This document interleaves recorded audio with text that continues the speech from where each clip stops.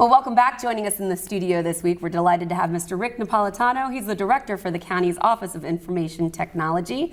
Rick, thank you for joining us today. Glad to be here. Thanks for having me. Oh yeah, and absolutely the hot topic we wanted to talk to you about, of course, is 311. That's what they're talking about in the streets. So we want to know. It's very lots of chatter going on. Lots of chatter. We want to talk about the process of setting up the 311 system with you. What goes into that? Sure, great question. We, about a year ago, I guess it was, late last spring, the county exec came and said, you know, I'd like to do some kind of ability to have the citizens have an easier access into the, into the community, into the county. And so we went out and investigated different options, and in that investigation we learned that it could be a very expensive prospect. So we got together with the technology team and said, what options do we have? And what we did is we separated the front office, which is the citizen interface, to the back office, which is the process that takes place to process the request. We did all that. We came up with a SaaS solution, which is a cloud capability, and now we have it, and we're out and rolling, and it's allowed us to be very flexible, very agile, and we're very pleased with the end product. It's very exciting, and tell us about what kind of equipment, what kind of people it takes to run 311. Like I said, there are many versions that we could work through, some of them very expensive, and so a little bit of our budget was limiting to what we could accomplish. Fortunately, technology has leapfrogged, so you can get away from the heavy investment in infrastructure, and you can go straight to lighter versions. And so this cloud solution is a company called C-Click-Fix, and they have a product, and what we did is we used their product for the front end, and then we built a middleware layer, which I know doesn't make a lot of sense to people. It just allows the front end to interface to the back end, and no matter how old the back end system is, and we have a lot of very old back end systems.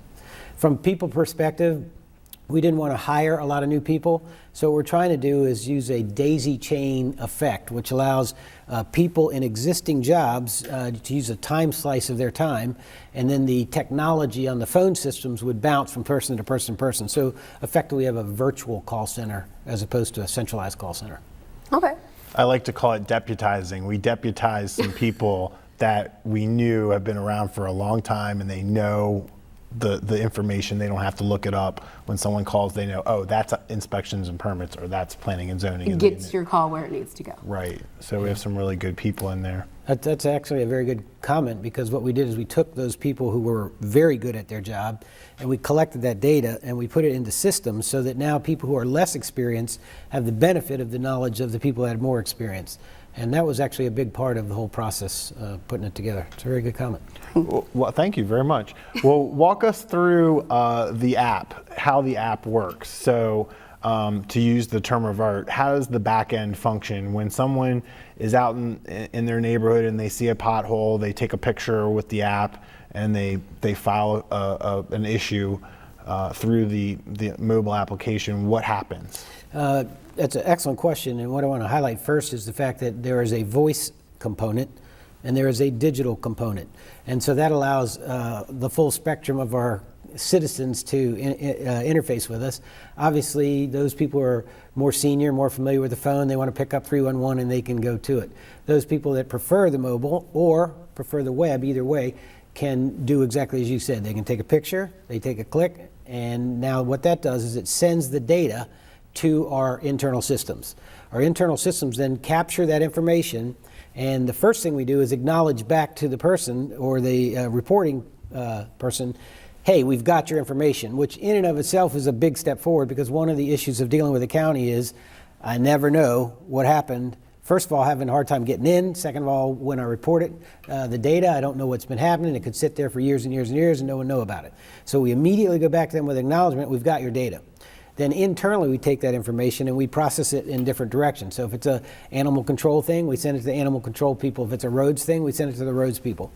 Then they do the analysis assessment of what it's going to take to fix it, and when they do, we send a note back to the constituent to say, here's what your issue is. Sometimes, the way we have it today, it'll go into a different system, in which case we'll close down the current report, send them a note, and give them the tracking number of how they can track it until it's finally closed. So I don't know if that addresses all of the question, but that's kind of the process. It does, and it's so impressive all the time when I get to work with your department and to see how you come up with solutions. You're using essentially what, 5, 6, 7 different databases, some of which are DOS-based that have been around for 20 years. Correct.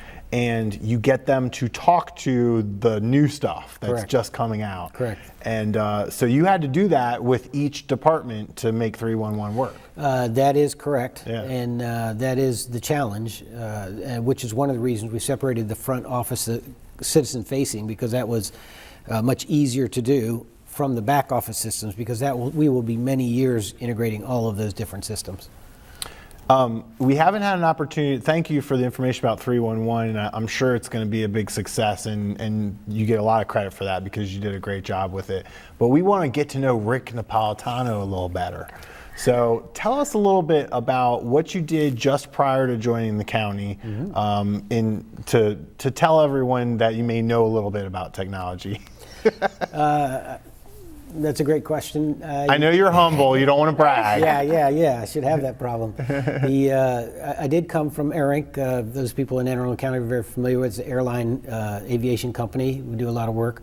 And what we did is we enabled technology to communicate from the air to the ground, and then get that data back to the various carriers, air carriers, American, Delta, Southwest, et cetera. My role there was I ran a couple of business units, and then towards the latter part of my career, the CEO asked if I would take some of the component parts and integrate them into a back office, which eventually I became the CIO for the corporation. So I spent a good amount of time there. Then I moved on to Rockwell, which is another aviation community, was a division CIO. Mm-hmm. And from that, a time came up they wanted me to go overseas to be manage their international division, and I wasn't ready to take on all that travel, so opportunity opened up here and with Steve, and we lucked out. Can you imagine Wow. Can you imagine the homework That when he was in school? Jeez, yeah. Can you even know, right? No way. It's amazing. Yeah. And so this is kind of 301 that's wrapping up. We're going to see how it goes, but as far as your job with it, you're good to go. So what would you say is the biggest project next that you're working on currently? It's a hard question to answer because, as you know, the county exec has broken the county up into what he calls these core groups. And these core groups break around land use, public safety. And so if I said what's my favorite or biggest project, I might slight somebody. So what we do is we break them down by the core group. We have a $50 million 800 megahertz radio system that we're replacing, and that will be going on for the next 5 or 6 years. We have 2 very large land use projects which will enable citizens to interact with the planning and zoning groups at a more effective way and allow them to move things through the process faster. And then we have some internal systems, HRIS, which is a human resource information system. And Arundel County runs about $500 million a year in labor cost. And that's not really managed well from a systems perspective. I'm not saying the people aren't managed well. They are managed very well.